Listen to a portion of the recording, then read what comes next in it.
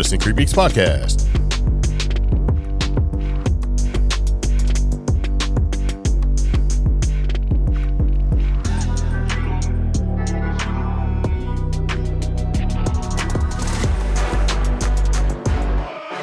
So it begins again. Welcome back, CreepGeeks Podcast. I'm Greg. I'm Omi. This is episode 341, season 9er.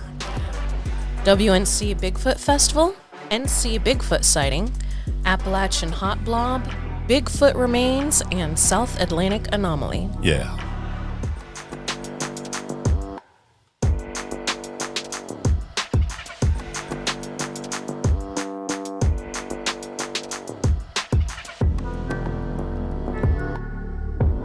So here we are. Welcome to the podcast. We've got a lot of stuff we're going to talk about. And so this particular podcast is broadcasted from Western North Carolina, deep in the underground mountain bunker. Yes. Of Western North Carolina, where it's been rain, and then hot, and then rain. And now it's like, oh, we had this cool down. You sweat your own eyeballs out because the humidity's still high. The bugs have gotten brave. They're like, look at me, I'm all fat with moisture flying in your mouth. 94 degrees. It's great. Yeah, love it. It's fantastic. Anyway, we do have a lot of stuff we're going to talk about the podcast. There's a couple different ways you can get a hold of us at the podcast. The easy way is to use this phone number that we provided that nobody likes to use, but you can also send a textual message to that phone if you'd like. That phone number is going to be 575-208-4025. Yes. And if you don't want to do that because you're all like, man, I can't use a phone because I'm modern, then you can use some of our internet presences. Yep. You can find us all over social media. We have a fairly active Facebook group. Easy to find. CreepGeeks Facebook group. Yes. We also have a Facebook page. We're on TikTok, Instagram, and a bunch of other places. Yeah. You can also go to creepgeeks.com and click the Contact Us form and fill that out. Yes. And everything we talk about in the podcast, as far as links goes and ideas and things like that, are all available on our website so that you can go and check them later if you want. But anyway, we're going to move into the podcast. And one of the things we like to do is kind of talk about some of the things we've talked about before. And everything we talk about is really interesting. Just saying. At least I think it is, right? I mean, okay. And basically, that guy, Matt Rife, comedian, went with his buddy, went and bought a bunch of stuff, and the stuff's related to Ed and Lorraine Warren. Yeah. Right? They become the caretakers of all this jazz, including the Annabelle doll. And we were like, hey, be careful with that kind of thing, right? Because we don't really know too much about him other than he's a dude that does comedy and makes people mad. I don't know if he does it on purpose or not, but people get all worked up over stuff. And the last thing I heard about him was he was having a problem with some company like cosmetics or something company, Elf. Where he made in one of his comedy shows, he made a joke about sandwiches and black eyes and stuff, and that you could basically use Elf. It's a great foundation and concealer. And people were like, you can't joke around like that. And got all mad. We're like, you need to boycott Elf. And it was like all over Twitter or X or whatever it's called and TikTok. And people were like, and so now we're going to boycott Elf and all these people. And it's just like, okay, well, obviously he doesn't care. Yeah. Because he's made jokes like that before and he didn't apologize. Everybody's, you need to apologize. And he's like, I'm not apologizing. It's a joke. He's sort of a risque comedian. And he's not going to apologize for the jokes he makes. Which that's kind of how it used to be. Where people didn't really, comedians that were out there, putting it out there didn't really apologize when they made a joke that you didn't like or you thought was off color or whatever. And he's following with that, like Richard Pryor. He caught a lot of trash, and Lenny Bruce caught a lot of trash and all this stuff. And those people, George Carlin caught a lot of trash and flack for some of the stuff they were saying. And they didn't apologize. And honestly, they shouldn't. If you get your feelings hurt, you get your feelings hurt. I'm not saying what he said was right or wrong, but I'm big enough to where if I don't like something, I just won't listen to it, or I just move on. I don't waste minutes of my life wringing my hands and complaining on the internet. Now, I will say this. I've researched this exactly 2 seconds. But the joke he made, anyway, I don't believe in necessarily boycotting companies because of their spokesman. You know, I just don't. I don't. It's just like, okay, if you really break it down to the nuts and bolts, it's the person that's working there in the company that's putting stuff together or whatever. You're just affecting them too. Mm-hmm. And it's all about a problem of scale, right? You can be really mad at somebody and the president of the company or whatever. You're like, well, I'm not going to buy it because of this guy. Well, congratulations. You just screwed all the workers. Yeah, it's like, pick your poison, man. Which way do you want to go with it? What I don't like is when companies price gouge. When there's no reason for a company just to jack up the price of eggs other than, we need to have our $342 billion profit, and they're going to use excuses as to why. I got a problem with that. Because that's just bullshitty. If Elf is currently, there's some sort of boycott going on, it does not show or reflect in their Amazon prices right now. No, absolutely not, because they don't care. Yeah. And that's the whole Sydney Sweeney thing that happened, where she did a jeans ad for, I guess, this American Apparel, where she's like talking about her jeans and looking good in jeans, and people were like, "You are a Nazi." American Eagle. What did I say? American Apparel, which is a whole nother train wreck and has a documentary about it. Speaking of train wreck, we are going to talk about Netflix train wreck. Yeah. That we watched. But yeah. Okay. So you're right. I got him. Yeah. But she's talking about how she has good genes and stuff like that, and everybody was like freaking out. She's a Nazi. It's just like, shut up, settle down, man. Seriously. I don't know. She's a pretty girl. Weird ad, though. Well, of course it's a weird ad. All the jeans ads that have hot chicks in them are weird. And they're like, well, you could have put a person or whatever in there, and they did. They had those ads. This is just a different one. This is you have choice. That you can choose to not buy it. You can choose to turn it off. You can choose to go cut the grass. I mean, there's all sorts of stuff you can do. And while you're out there, why don't you touch some of it? What does that mean, touching the grass? Does that mean get grounded back to reality? Yes. I'm here to cause problems today because I don't feel good. I can't breathe out of 75% of my face. I only have 25% of a working nostril. And I hate breathing through my mouth. I feel like I can't get enough air. I'm sure you people have probably heard it. I'm over here gasping for breath. The dog's not paying attention. He's not involved and he's so mad. So Pepper was amazing. She had her chair. She commanded respect. And he's like, I got to be involved. Put me in, man. I don't know what we're doing exactly, but I need to be in it. So he's all running around, just trying to figure out what we're doing. And it's powerfully close to dinner time for him. So he's like, look, man, I don't know what you guys are doing. He's like side-eye sniffing stuff on the desk. Is that edible? Hey, guys, this might be edible. Anyway, Jack's a good boy. But anyway, this Matt Wright thing, he's been ruffling a little bit of feathers, and he doesn't care. He's going to keep doing his own thing. But he's, people are like, hey, man, you need to watch out with this paranormal stuff. Yeah. And so there's a little link that I put in here about people going, hey, man, you might not all just mess around. So, because he seems pretty cavalier in some videos. He did a video where he was talking about, the Conjuring house and things like that. And I think Annabelle was behind him in the locker. So I guess they found Annabelle because last I heard she was gone. Now she's here again. It's like, which Annabelle is this?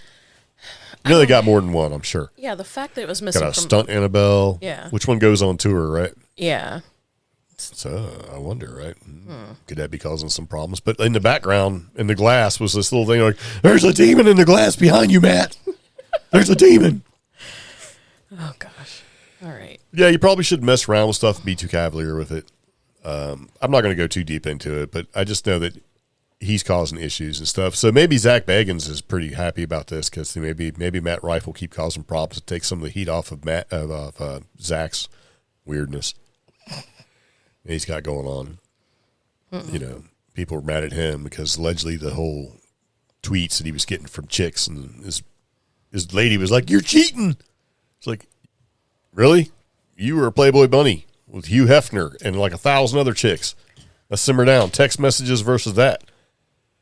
Huh? You should see the look on Omi's face. She's just impiserated with me right now. Yeah. Yeah, I am. So she's like, how could you compare text messages with actual stuff? And we shouldn't equate somebody's public persona and career with deserving of being cheated on. Who are you talking about? You. We're talking about you saying that she worked at the Playboy Mansion. Just because that's work. This is relationships. Oh. Mm-hmm. Yeah, I don't know. I think they could be pretty close. Hugh Hefner was like 1,000 years old. Ugh. Well, this was going on. Yeah, it was a thing. Yeah. So anyway, what were we talking about? We're talking about North Carolina Bigfoot sightings. No, we're talking about the upcoming Western North Carolina Bigfoot Festival, which is occurring this weekend. Yeah. So this weekend. You should tell us all about it. Put me on the spot like that. Yeah, because I can't find my links, man. All my stuff's... I wiggled some cables and I'm having problems over here. Yeah. So I'm thinking this setup is probably not going to be working. The Western North Carolina Bigfoot Festival is happening Saturday, August 23rd from 10 a.m. to 5 p.m. I suggest showing up early so that you can park or get the shuttle. Parking goes quickly, so arrive beforehand. I would honestly, if I were attending, I would show up as early as 9. So yeah. So here's the trick. If you show up early, it's going to be a lot cooler in the day. Mm-hmm. You're going to have lots of things to choose from. Everybody's still clean and relatively smelling good because it's not 1,000 degrees and nobody's been rained on yet. Yep. And I will say this, and this probably applies when you go to any festival. If you see something you like say a pair of earrings, and you're like, man, I like those, don't worry. Don't just snatch them up and pay the first price you see. Chances are if you walk further in, you're going to see the same thing or better at a much lower price. Mm-hmm. And here's something else. You can treat some of these places and some of these events like flea markets. Haggle. Yeah. But don't be insulting. If the earrings are like $9, don't go, I'll give you $1 for them. This isn't Facebook Marketplace. Yeah. Be like, well, I'll tell you what. You can pay me $1 for them, or I can give you a smack in the face and we'll call it even, right? Don't be insulting. If they're like $9, you can say, hey, man, can you do 7? Most vendors are like, sure. Yeah. That's good enough because everybody's got to make a little money because they buy the stuff, they put together the time, the effort, and all that stuff, but don't be insulting. Yeah. I've had somebody come up and go, I've seen patches just like that for $2 and you want 4. And I'm like, no, you didn't. You seen them for 9. I got them for 4. And now you're going to kick back to 2. So why don't you go back and get them for 2? Buy 2 of them. Because you can get 2 for 1 at that price. Yeah. That's all. But people don't think they can do that. They don't think they can walk up and look at something and go, hey, I like that a lot. Do you think maybe you can knock a couple bucks off? A lot of people are like, sure. Yeah. And if you got good kids and I'm there and they're polite, I'm going to give them stuff. They get a free sticker a lot of times. Yeah, well, I give them more than that. When you're not looking, I give them all sorts of stuff. Because they're good. Yeah. Because the number of good children versus not good children, it's like 3 to 1. Yeah. You know what I'm saying? No, I will say, you're seeing all these different Bigfoot goods, handmade goods, mass-produced goods, custom things, limited edition things. Sure, haggle, that's fine. But try to respect handmade artists. A good example is last year I had a couple of my handmade Ouija rosaries. So I take a miniature Ouija planchette and I make a handmade rosary out of it. And I know Hellbent Jessie Doyle, she bought one of those at CryptidCon from me. And they're great. A lot of people like them. But don't walk up to me and say, I'll give you $10 for that. I will give you $10 for the hours it took to make. You could have just left it alone. Now you're going in explaining why somebody's like, I'm not budging at all on my $65 thing. Come on now. Well, no, I mean. I get what you're saying. Yeah, that kind of hurt, though. Yeah, well. But, yeah, there are going to be places where you can go and get just completely local art or local goods at the WNC Bigfoot Festival. Yeah. So if you want to support WNC artists, a lot of us are post-Helene, go to those places. There's going to be places along downtown. There's a lot of great businesses you can eat at as well. There's going to be a Bigfoot calling contest, and I think it's like $1 to enter, and the money goes towards charity, and it goes to help people in the community. So yeah, it's a fun time. There's stuff there for every budget. Yeah. So you don't have to because we see a lot of people show up and they're like, they just get everything they think they need or they really want right out of the gate. And then they come by later on and go, man, I wish I would have seen you when I first got here. Yeah. And it's like, oh yeah, wow. What'd you pay for that? Oh, a whole lot more. I've angered some people. I said, I tell you what, I'll just go ahead and give you one. Now you're good.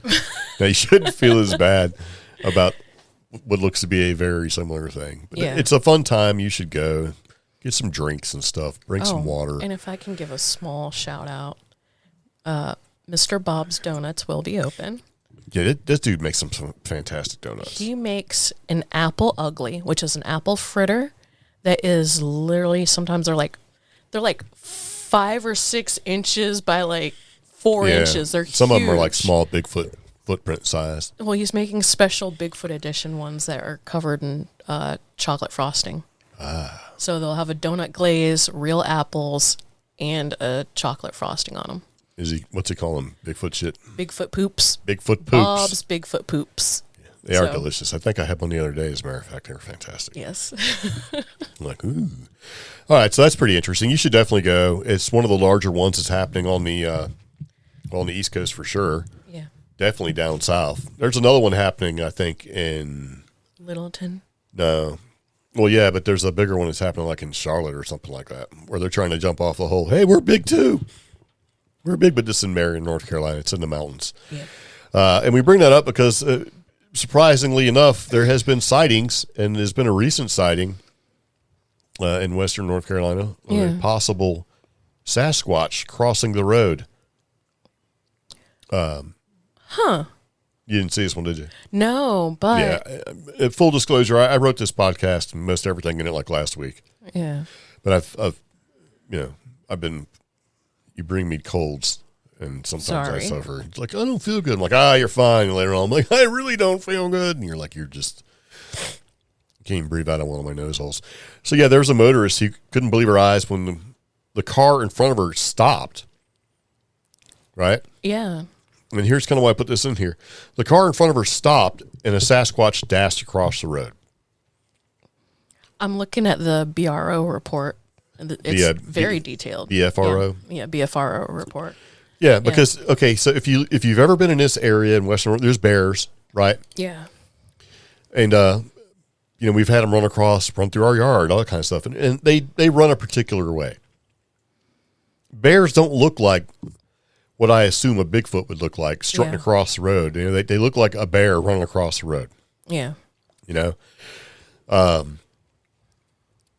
So this happened around August 1st. The lady and her fiance were driving through town in Highlands, North Carolina, which is not far from us at all. Yeah. And she said their trip took a weird turn when the car in front of them slammed on its brakes, and her last name is King, and she said a large black creature scrambled across the road on 2 feet. It jumped over the guardrail with ease. It was very tall, long arms, dark hair, and asserting that she is a Sasquatch skeptic. She said, I've truly never witnessed anything like this before. And, despite being obviously startled, the people in the car in front of them simply continued driving, leaving the couple no opportunity to compare notes. So, and then, BFRO investigator Matt Moneymaker, who spoke to King and her fiance, is calling their account really credible.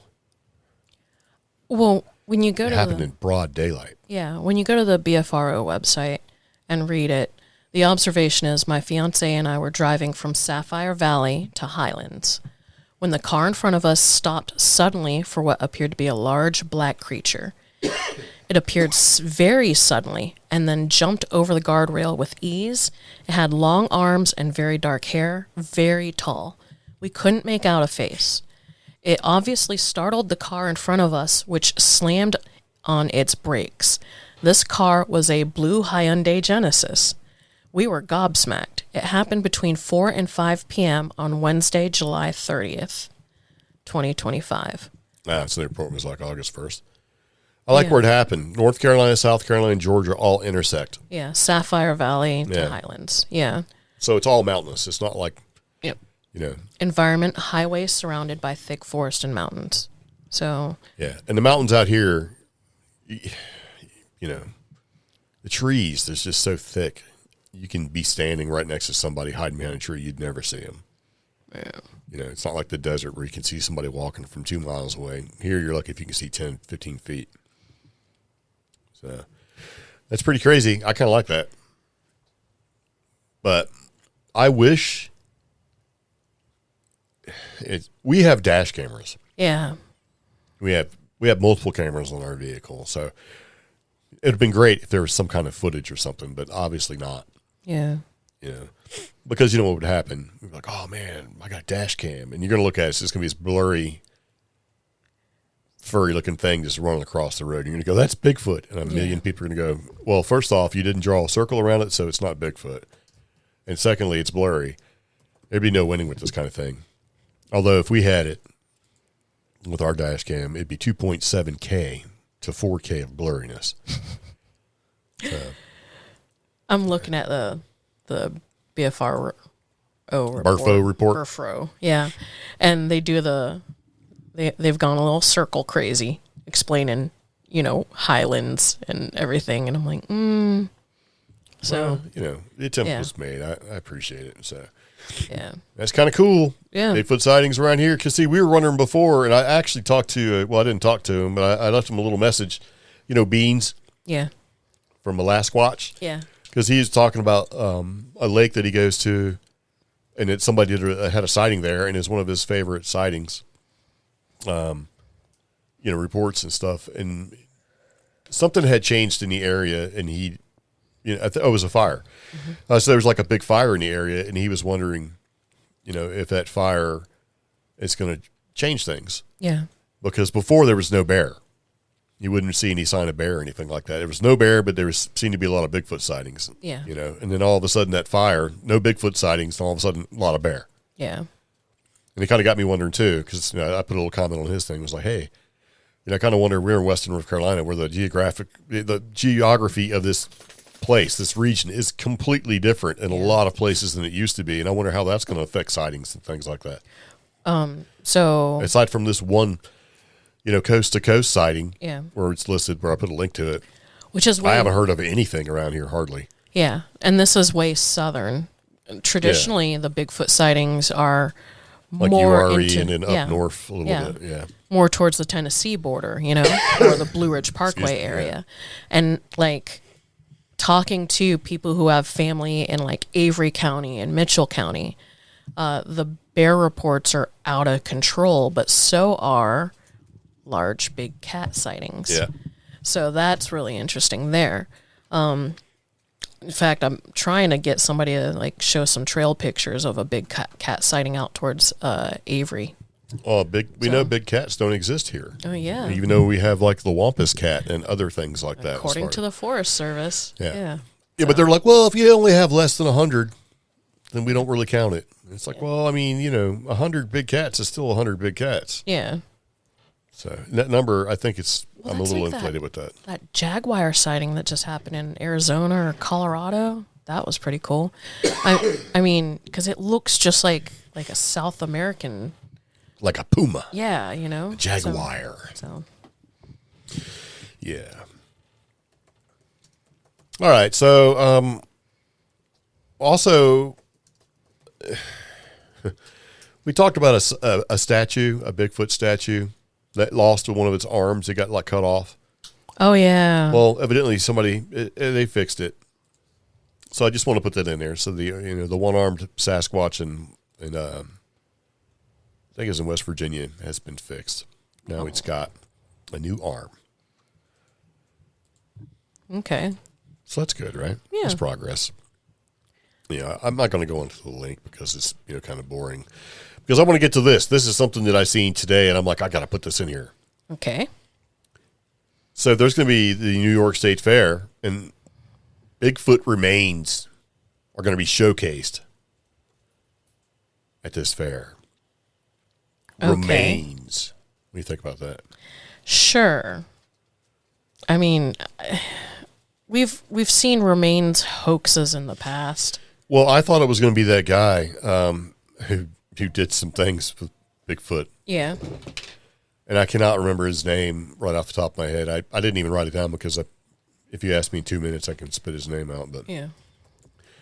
Because he's in like upstate New York. Peter something. But it's not. It's somebody different. Peter Kane. Oh. He's this weird guy who does sculpture art and stuff like that. Yeah. And he had a whole series of Bigfoots where he'd say, myself and a group of scientists, found out. And it made a lot of people thought it was funny, but even more people were just furious at him. Because there's people like that. You can't joke around with Sasquatch because they take it pretty serious. Rick Dyer. Was that the Bigfoot freezer hoax? No, I just said Peter Kane 3 times. I was thinking about another one that happened. Peter Kane. Okay. So, here's the thing. Would you go and see these remains? They're going to be showcased, right? Sure. No. Because a self-proclaimed cryptozoologist claims that he came in possession of a Bigfoot and he's going to showcase him at the state fair, right? Yeah. He was his name is Charles Snake Stewart. Okay. He's got the snake in quotes. Stumbled across a complete and remarkably intact body during an October 2024 expedition in the Adirondack Mountains. One of the most monumental biological discoveries in recorded history. That's what he's saying. And put a link to it, right? And this was on Twitter. CBS 6 out of Albany, WRGB, their Twitter page says, in a groundbreaking discovery, a team led by Bigfoot expert Charles Snake Stewart has found a Bigfoot specimen in the Adirondack Mountains, and he wants you to be the judge of fiction or fact. Okay. And the picture, I don't know. I mean, it's weird looking. Could it be a hoax, maybe? I'm not sure. I'm looking at the Instagram because I don't see the picture. Well, it is on the Instagram. If you click the Instagram link, if you go to Coast to Coast where we have a link to it, you can kind of see it. And the creature's nickname is Dak, D-A-C-K. Stands about 8 feet tall, heavily muscled build, thick brown hair covering most of his body. His facial features are a mixture of human and ape-like characteristics, heavy brow ridge, big jaw. And the investigation has revealed several key insights into the Bigfoot's biology. Fresh scat that was sampled says that the Bigfoot's omnivore with a diet consisting of plant matter and animal tissue. The presence of parasites suggests a scavenger diet. And then, there's some advanced image scanning that of the skeletal system has provided new insights into Bigfoot's size, posture, and locomotion. And there's a link that takes you to Snake the Bigfoot Hunter's YouTube video. And according to Snake websites, analysis of the creature's soft tissues, including muscle, skin, and hair, has offered clues about its physiology, behavior, and its environmental adaptation. Notably, the presence of a baculum, or reproductive bone, provides significant insights into the Bigfoot's reproductive methods, right? And the specimen also emits a pungent odor, reminiscence of a skunk and human body stink. Yeah. So, I don't know. He's a seasoned Bigfoot hunter, father of 3, and he's from a local lore, and he's at the center of this cryptid controversy. He's known for his rugged individualism. He spent 12 years pursuing the elusive creature. Did he write that, or did someone else write that? I'm pretty sure he's had a marketing team write some of this. Yeah. So, frustrated with traditional Bigfoot hunting methods, Stewart developed a new approach called nesting, which focuses on stealth and investigative techniques. I found that banging on logs and howling into the woods was an absolute insane approach to attracting a naturally elusive creature. His method involves silent observation and tracking anomalies, becoming one with the environment, so you can understand the subtle disturbances left by a large, intelligent creature. In other words, if you sit and be quiet, it'll come to you. Isn't that what most hunters do? Yes. Especially when they're big like me. Okay, we're going to huff and puff out to this spot, and we're going to sit. And eat M&Ms. That's right. And when something shows up, we're going to take care of it. Mm-hmm. Sort of the same thing, I guess. So, I don't know. I'm on the Instagram looking at when people were saying you have to pay like $9 to go see it or something like that. The photo, and it's funny. The first comment is by Ashers, and she's like, "This is a lawsuit in the making. Good luck, though." I mean, why is it a lawsuit? Because I don't know. And then there's some interesting comments from people we know. Yeah. There's, yeah. Well, you could say some of them. So that, you know. Well, the Meth Gala says this is epic. Nice. Well, Yeah. if you go to the Great New York State Fair, it's going to be in the Horticultural Building from August 20th to September 1st, and you can buy tickets. Why aren't you contacting Dr. Meldrum about this? Well, Yeah. I would assume Yeah. that there's lots of cost involved. So maybe you need to make a whole bunch of money. Okay. So I don't know. I'm trying to figure out how much the tickets actually cost. Yeah. It's not saying. Oh, I'm sorry. $7.18. Okay. Kind of a cool number. Yeah. So 1 to 9 p.m. Or at 9 p.m. I can't tell because it says August 20th, 10 a.m., September 1 to 9 p.m. So I guess it's 10 to 9 p.m. Oh. So 12 days, 11 hours is, I guess, when this is going to happen or whatever it says there. But refund policy, there is none. Yeah. So you got to pay it and go in there. If you like what you see, you've had an amazing time, you feel like you got your money's worth. Yes, you did. If you didn't like it, well, you knew what you were getting into. It's almost got a little whole P.T. Barnum thing going on. So, yeah, it does. And then, the end of this Now, article. hold on. The question is that if we were there, would we go? Yeah, we Damn will. right we would go. $7.18. Let's times that by 2. Let's just say, for easy math, $16 with taxes. Take my woman to see Bigfoot? Absolutely. Is it real or not? Psh, depends. It's not real. If she thinks it's real, it's real.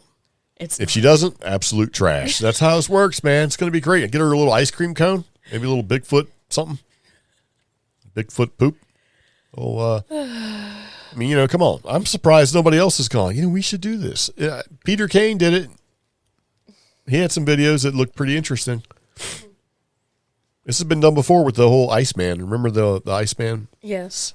Yeah. And people crack the lid on the stink come out of that thing and they're like, woo, something's dead in here. Yeah, I don't know. I mean, I would go for sure. To me, that's worth it. $15 to go see something crazy like that? Why not? Yeah. And you spend more than that buying a bag of almonds off the internet. $16 for a pound and a half of almonds. I could go see Bigfoot for that. Shoot, man. BFRO posted this big long thing on their page about how this is a hoax. And That just makes people want to see it even more. And it's just like that Facebook tag, making dudes type whole paragraphs because it's just kept going and going. Yeah, you can definitely start a fight on the internet and just step away and let the magic happen and check in. It's like 3 days later, people still fighting over it. Yeah. Yep. So anyway, I don't know. The Bigfoot remains to be seen. If you want to go check them out, you certainly can. You can pay your $7 and something like that. Yeah. Mm-hmm. So this is something that I thought was pretty interesting because NASA is being proactive. Yeah. Because people will see stuff in the pictures on Mars and be like, "What?" And it turns into a thing. So the Perseverance rover spots a hat on Mars, and it kind of looks like a hillbilly hat / witch's hat / Harry Potter hat. Yeah. It's this sort of conglomeration of things, sphericals. It looks like all put together, sitting on the surface of Mars. Which some people are like, "That's not Mars. That's an island in Canada." But yeah. Okay, so the NASA beat it to the punch. They basically, anomaly hunters that are people that are looking for things in the pictures on Mars. So NASA reportedly has released the image of the week, saying, "Hey, check it out." And they're saying that the remarkable rock has been kind of looks like a medieval helmet or a witch's hat. yeah. And so they put the information out first before the anomaly hunters can get out there and blow it up and turn it into something it's not. That's what they're saying. My thing is there's no scale. I don't know how big this is. Yeah. I mean, is this like the size of a mountain or is it the size of Well, a that's hat? why, all these rovers should Yeah. be equipped with an average banana. And they could just basically set the average banana in there with every picture, right? So Banana you know. for scale. Yes. Yeah. And, like, if it's wind-eroded float blocks on the surface of Mars, it makes me think it's, like, almost like a hoodoo, you know? Especially if we have no idea how tall this thing is. Well, I'm going to stir this the conspiracy theory because it looked like it was placed there. Because everything around it doesn't look like it. Yeah. And this thing looks completely different. It looks like it was gently placed there. So, yeah, its composition is like a slew of round mineral deposits known as sphericals. Yep. So you keep talking while I sneeze. Oh, well, I think it does look different from the terrain around it. It looks like it's got little conglomerations that have beaded up, I should say. So it's got a very bumpy, like, botryoidal surface, whereas everything else around it seems just very dry, desert, windswept. But over there to the far right of it, I'm just looking at this one image, there's another little piece that, depending on the photo, actually has a bit of blue in it. Yeah. Yeah. So, yeah. But, you know, if you believe the conspiracies, all Mars pictures are tinted. So. Oh, yeah. That's right. And you're like, well, they do it to enhance or whatever. Yeah. I don't know. Could be a nice IR filter they put on there to cut down some of the infrared. Oh, yeah. I mean, when I see the pictures of Mars, I see them. Yes, there is a filter with every shot that you see. Probably because it needs to have it. Yeah. You know, because if you think about the information coming from Mars as it goes to Earth, it's not like you're taking a picture with your iPhone and blasting that, 30, 40 megabyte image. You know, they're dealing with much smaller data. Because it has to be, otherwise you'd lose it. It's just such a big distance to travel. Yep. People are like, well, Mars, shooting through space, there's nothing to keep. Anyway, so we talked a little bit about Trainwreck. Yeah. And we watched this show. It was called Storm Area 51, Winners, Losers, and a Drinking Game. We watched the Storm Area 51 Trainwreck series, which is a series on Netflix where it talks about things that have happened, like a UFO boy and in this case, Trainwreck, Storm Area 51. If you don't remember this, there was a thing that started on Facebook. It said, we're going to storm Area 51. Yeah. They can't stop us all. And it wound up turning into this thing. It's like millions of people are like, we're going to storm Area 51. Yeah. And we're going to go down there. And this was like right before COVID happened.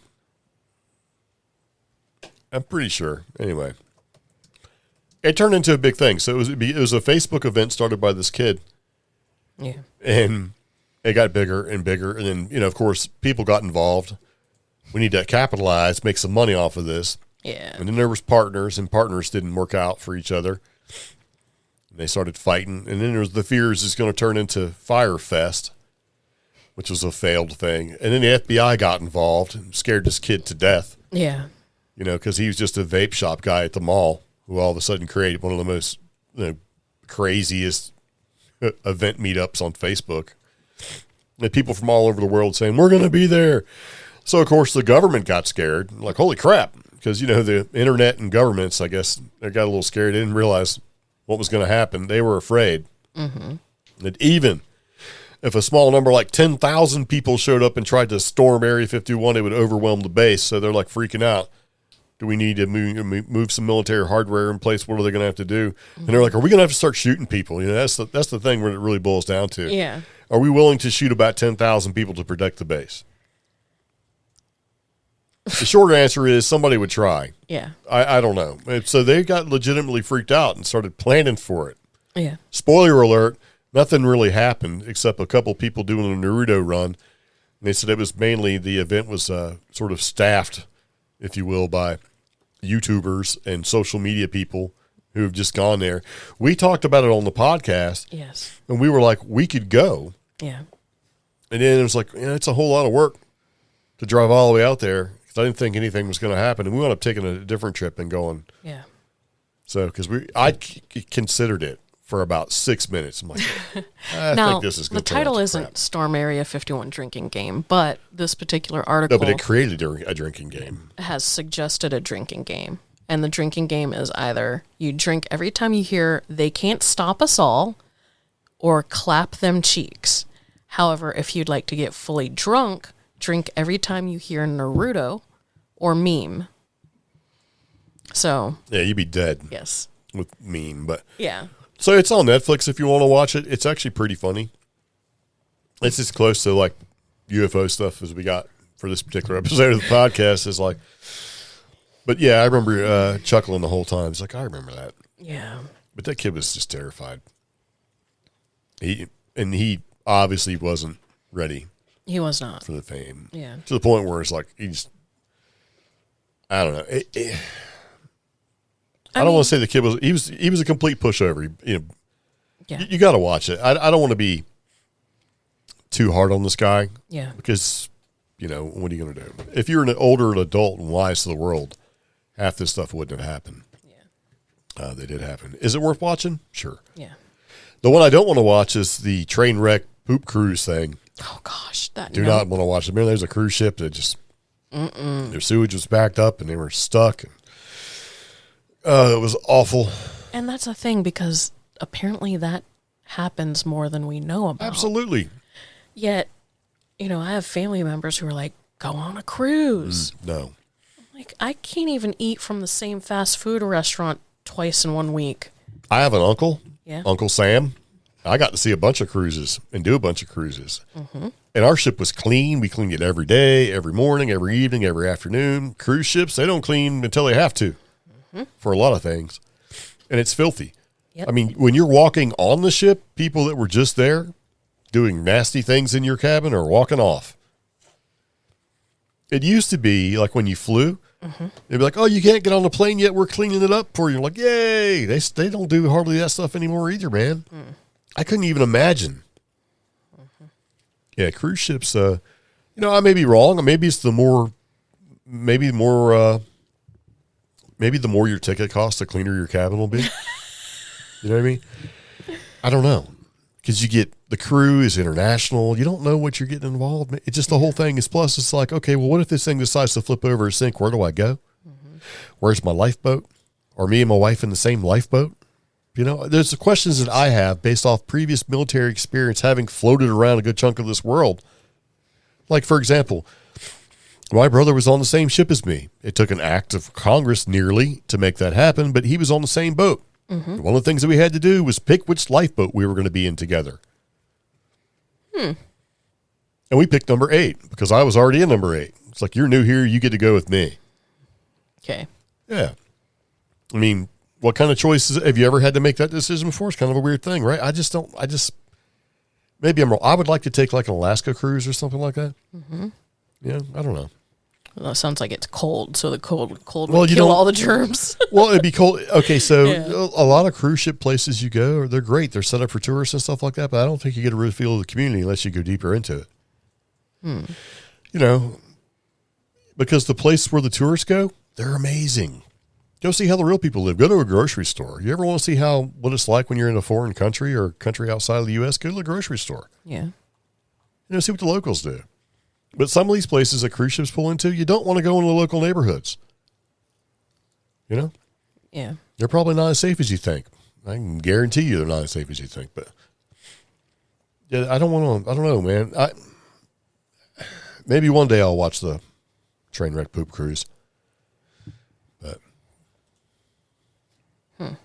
norovirus, that's gross. Coming out of both ends. What are you going to do? And you're on a ship. That makes it even worse. Because sometimes when you get to rolling around out there, heaving and hoeing, if you will, the AC doesn't work as well. So now it's hot. Everything's wet. You're sliding around.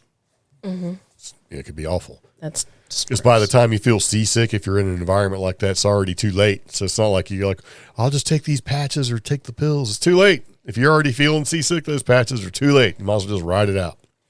Me, I don't get seasick. Or I didn't. I am older now.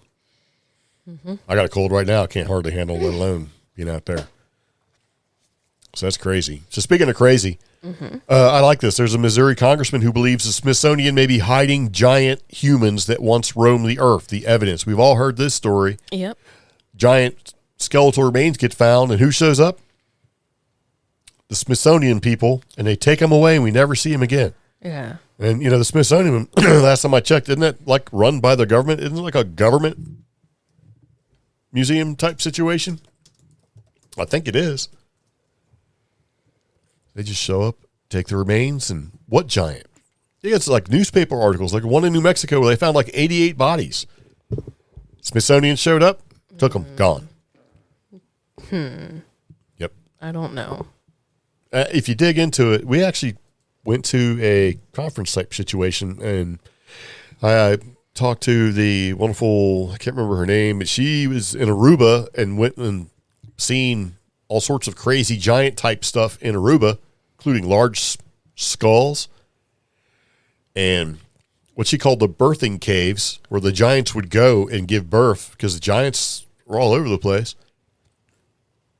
And I don't know if I can put a link to her Facebook page or not anymore, because we lost all of our Facebook stuff and Twitter. We lost everything during COVID. I don't know if I still have it. But the Smithsonian is a government-supported entity and established by federal law. Stop right there. But there are many caveats. Of course there is. It's still government funded. Yeah. It is a large chunk of it. Trust instrumentality is what it's called. Established by Congress. It operates independently and is not formally a part of any branch of the federal government.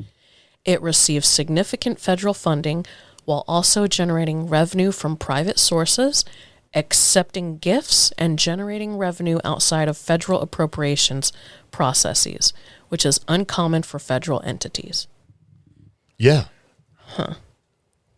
So, they got all sorts of stuff. You want to get rid of giant stuff? Just put, found giant remains. They're coming. They're like museum agents. They're like the Men in Black, except they wear like tan and stuff like Raiders of the Lost Ark type stuff. That everybody wears, like the fedora, and they got the tan shirt and the tan pants. You know what I mean? Leather jacket, look like Indiana Jones. That's what they all look like. They come sneaking up on you and go, "Hey, guy, what'd you find?" Yeah, it's the thing. Everybody says, and people say they can't even talk about it. If they start talking about it, they'll start losing websites and stuff. Their information gets taken away. Because even Snopes and Reuters basically do a fact check. So if you post about it, since Meta has a partnership with both of them, you'll get a fact check on you. So the museum spies will show up and take your stuff away. Yeah. Who knows? If this podcast at 48 minutes in just cuts off, then they were listening. And if they are listening, I'd like some free passes to the Smithsonian Institute, please. Wow. And they control the narrative for everything. But yeah, man, giant bones, right? Yep. So what makes this different is this congressman believes the Smithsonian may be hiding the evidence of, the giant bones, which everybody's talked about. He's out there in the public saying something. What do you think about that? He's putting his career on the line. Missouri Congressman Eric Burleson, believes the Smithsonian is hiding evidence that giant humans roam the earth and that there may be 4 different kinds of aliens. These are real things, he said. So his belief that giants once existed was revealed during an interview he did with Prime Time with Alex Stein. I don't know who that is. He went far. Who knows? It might be popular. I'm not sure. Yeah. He went far down the rabbit hole, and they basically ended up learning about claims that the Smithsonian Institution is hiding evidence, like bones of the giants from the past. Oh, wow. He also went on to say that as a member of the House Oversight Committee, he has the ability to investigate the Smithsonian to find out the truth. But he'd first need to develop a strategy to do so. Which you would. You can't just say, hey, I need to come investigate. You got to have a reason for it. It has to go through committees and stuff. It has to be like an official thing, like a real thing. You can't just arbitrarily go, I want to investigate and show up. Okay. So, yep. Did you hear what he said about aliens? No, I hadn't quite got that far. He was talking about, the theory that the Nephilim were a race of giants spawned by alien Lotharios getting jiggy with humans. So he's got a lot of the ancient aliens sort of knowledge thing going on. But what did he say about the UFOs? So last week on the podcast, The Endless Void, Congressman Eric Burleson explained that he had heard that there may be 4 different types of aliens piloting UFOs, including Greys, Nordics, insectoids, and reptilians. What about the birds? No. Oh. He said that he heard about this in closed-door meetings. I've heard those 4 classifications discussed in meetings in this office by others, but what I wasn't expecting was for him to say it. I wasn't expecting Eric Davis, respected scientist, to say that. Physicist Dr. Eric Davis, who has worked on top secret projects for the Pentagon, referred to these 4 types of aliens in a briefing about UFOs in May.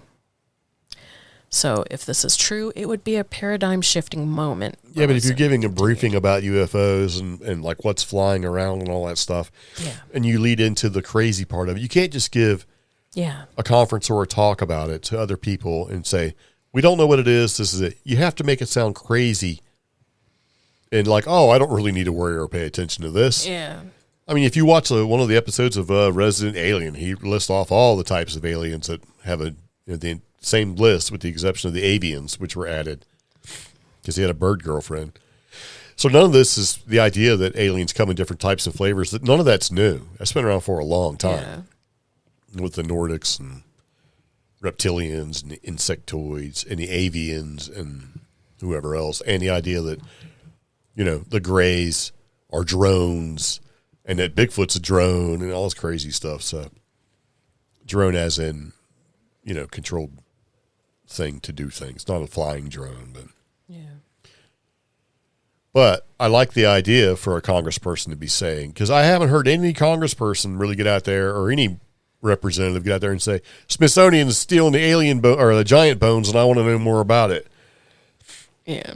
Probably because they're more scared of that than jumping out there and saying aliens exist and we're hiding it. Whoop-de-doo, right? But I think if you talk a little trash about Smithsonian, you may have some problems because they exist outside of the government. Right? Yeah. They get the government money, but they're outside the government. Yeah. That should scare the crap out of you. Now, I was watching this documentary called Stargate. Stop. And Stargate had government agencies that existed outside the government where the government couldn't do anything about them, and they were stealing artifacts and things like that. I'm still reading basically these things about the Smithsonian apologizing for how it amassed its vast collection of human remains. Yeah, they would just show up and take them, or they would pay. Well, they currently have 30... Hey, buddy, I'll give you a couple $100 for them. Okay, you're a farmer digging a field, They currently have 30,700 human body parts. Currently. I bet that place is haunted as hell. And that's the problem is that the National Museum of the American Indian Act is a federal law that came into being in 1989, and that was the one that said, hey, you got to repatriate these remains of at least 5,000 people. Yeah, at least. So if they know about it, they can repatriate them. If you know about it, they're not going to come to your house and go, hey. That was in 89, and today, or 2023, they still had 30,700 human body parts. Sure. Because remember, you would have to request to have those bones repatriated. You see what I'm saying? Okay, so I know. They are not going to do it on their own. They're not going to just be proactive with it. So University of New Mexico, and there's a university in South Dakota. They both actively, every year, petition the Smithsonian, please return indigenous stuff. I know. You're proving exactly what I'm saying. Yeah. And what do? They don't. We'll get to it when we can. And who do they answer to?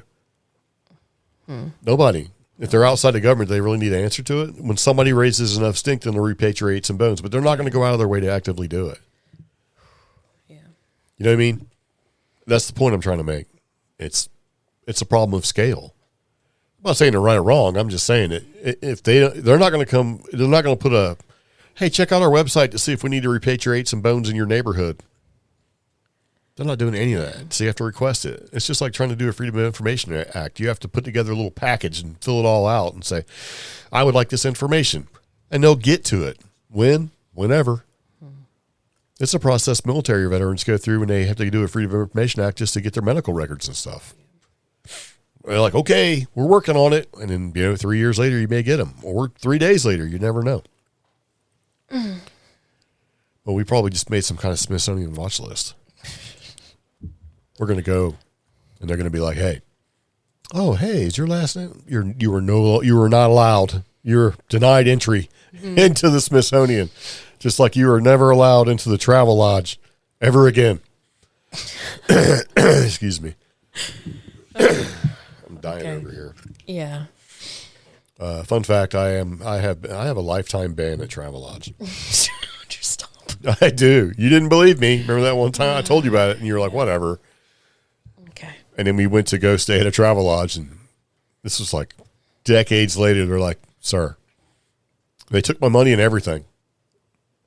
And then they gave it back. Sir, we need those keys back. I'm like, are you kidding me? That's still okay. Let's just say there weren't very many aliens involved. Mm-hmm. Yep. So anyway, Smithsonian, we're just talking here, man. None of this is real. It's all good. Please love us. Yep. Let me talk to Burleson. Have you heard of the North American hot blob? North Appalachian hot blob? The Northern Appalachian anomaly known as the hot blob? I saw headlines. Yes. And I think I sent one of them to you.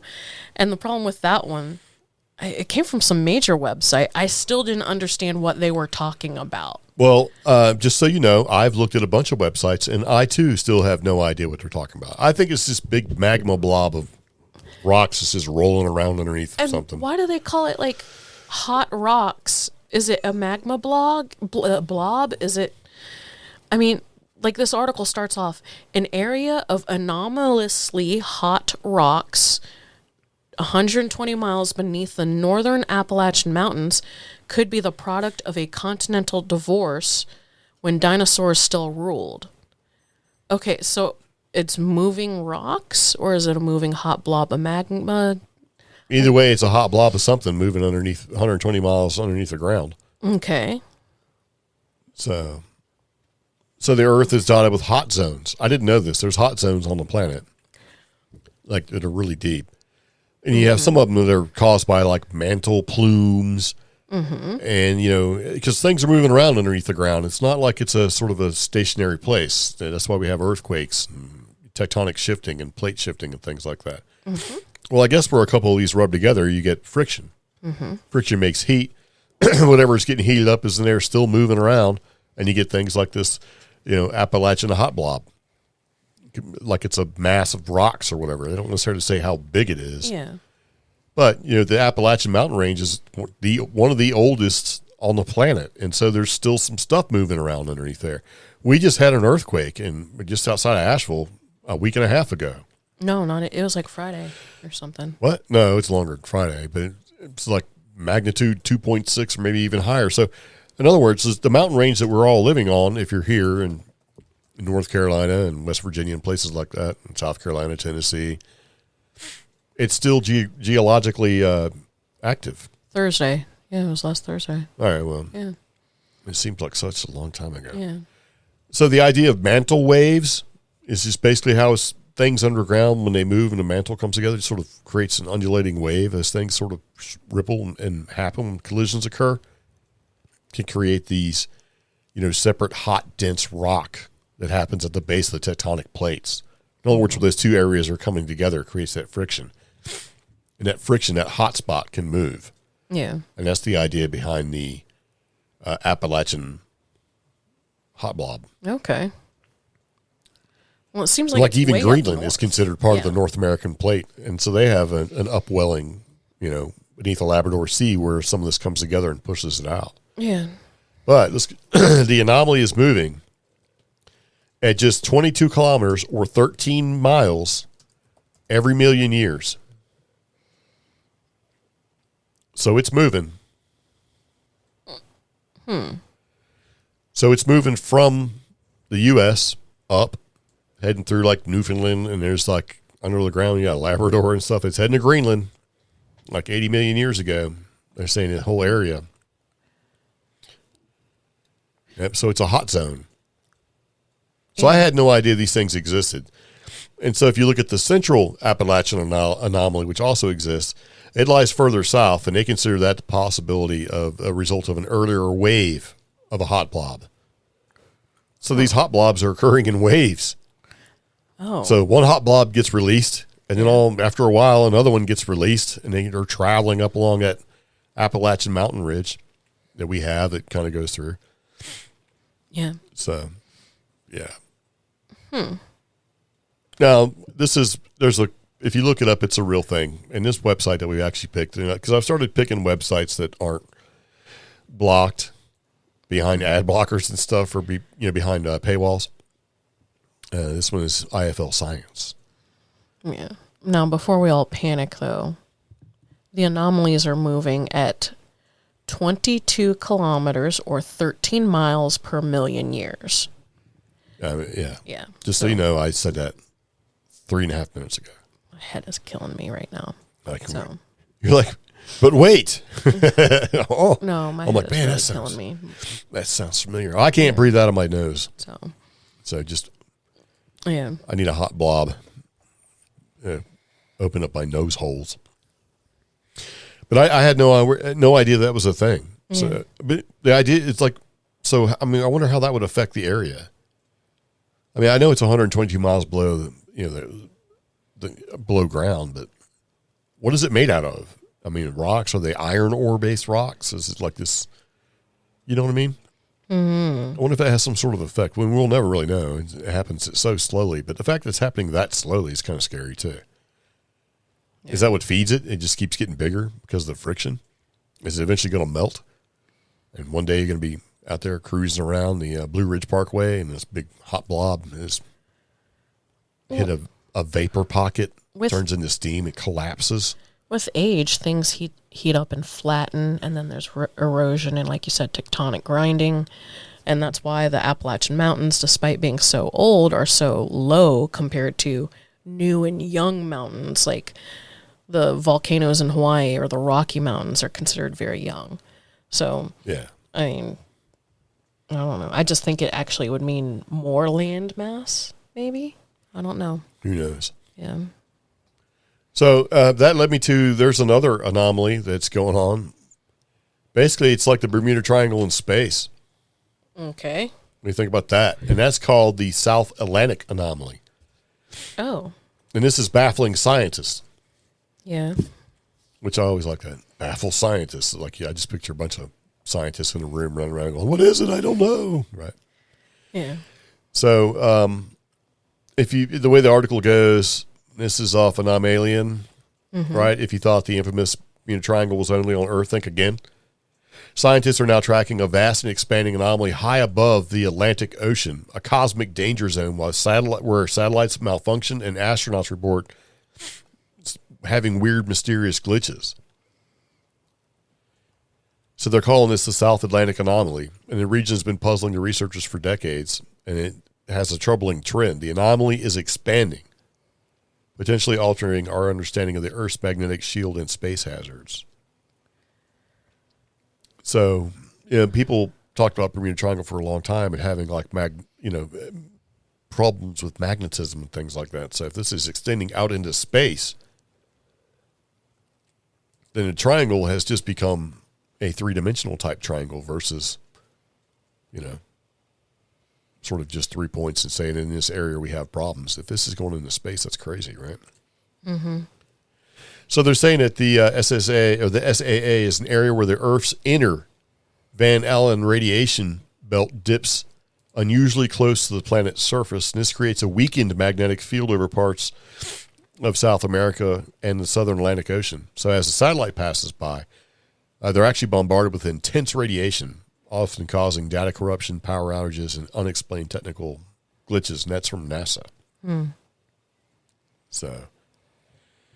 And then astronauts aboard the ISS, or International Space Station, they've been reporting things like phantom flashes in their vision when they pass through that region. It's caused by high-energy particles zipping through their retinas. So they see little flashes in their eyeballs because of high-energy radiation particles just blasting their eyeballs. So they were kind of worried about it because it's sort of only expanding. It's kind of splitting into two distinct lobes, and that could signal a shift in the Earth's geomagnetic field, possibly as a precursor to the flip of the magnetic poles. That'll be weird. Yeah, that could be really bad, or we don't know what's going to happen. Who knows? So speaking of bad, as we're rolling through, because we got two more things to talk about. I thought you might like this one.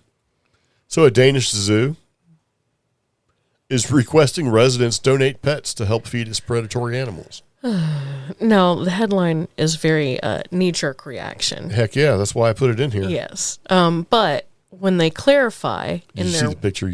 The picture of the cat licking his chops like a in bobcat. their weirdly cheerful Facebook post, it does clarify that you can donate smaller pets or all types of pets when they pass away.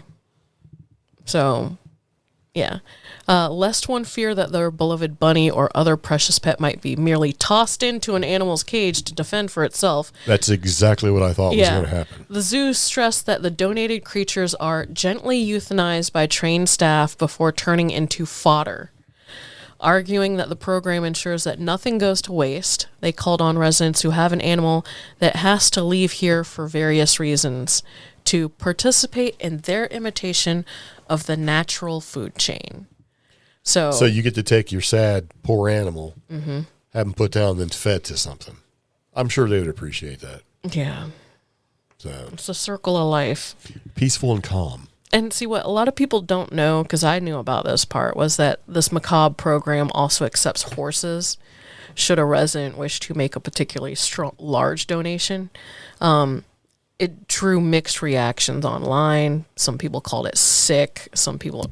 But you don't think about if somebody owns a horse or a mule and it passes away, that's a big grave you got to dig. Yeah, it's 1,000 pounds or something. And then a horse is a lot bigger than a human. So even if you're like, have it formally cremated. Yeah. Well, I mean, there are companies where they'll come grab your dead animals and they get turned into dog food and stuff.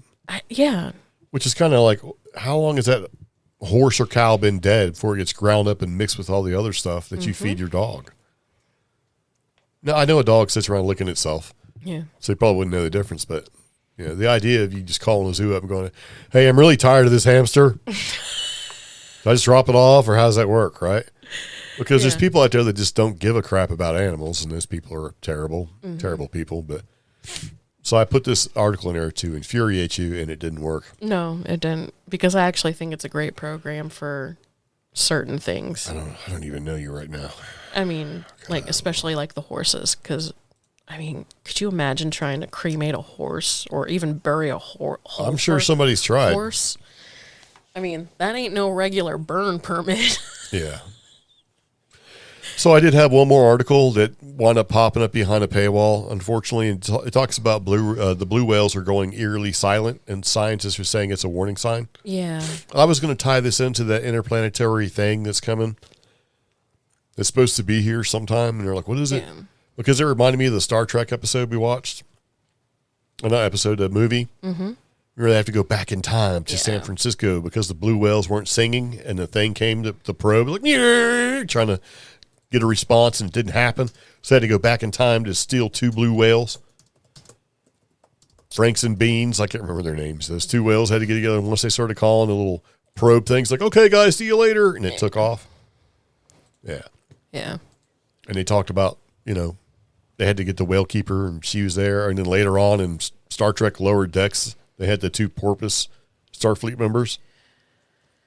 Yeah. But for some reason they're going quiet, and they're not sure. And they're talking about how the marine heat waves and noise pollution are basically quieting the ocean for some of these blue whales and stuff. So, yeah. And they're saying, you know, should we save the ocean so we could hear it? Now, this is kind of weird that National Geographic will put this article out, considering that during COVID, a lot of things got quiet.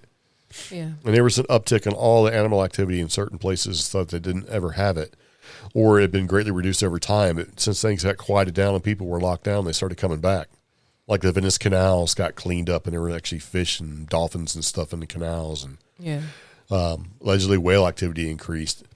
I think during that small time when we were all locked down, the animals decided to get a little bit smarter. That's why you had killer whales bringing gifts and treats to people and attacking boats, and they just learned things. Yeah. Because they were more into not having to worry so much about protecting themselves. At least that's my theory. As they got smarter, they could concentrate on things. And maybe it freaked them all out. They're like, why is this so quiet all of a sudden?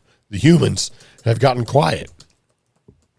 So maybe they got a little worried, had to kick it up a notch as far as their intellectual development.